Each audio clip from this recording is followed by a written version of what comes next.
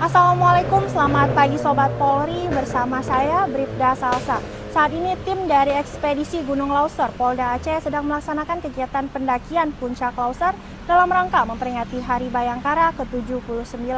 Sebelumnya, tim dilepas oleh Kapolda Aceh di Mapolda Aceh pada Kamis 12 Juni 2025. Untuk lebih jelasnya, mari kita simak laporan dari lokasi Gunung Lauser. Kepada dan tim, kami harapkan untuk laporannya.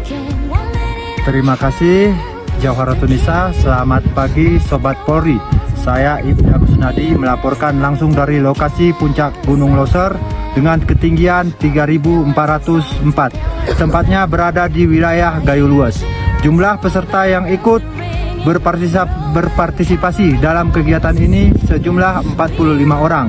Pendakian ini dimulai pada tanggal 16 Juni 2025. Sejauh ini peserta dalam keadaan sehat dan baik.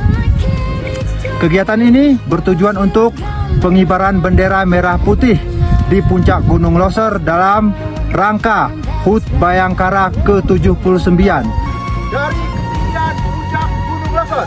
Selamat Hari Bayangkara ke-79. Polri Gunung Lauser. Dirgahayu Bayangkara ke-79. Polri Gunung Lauser.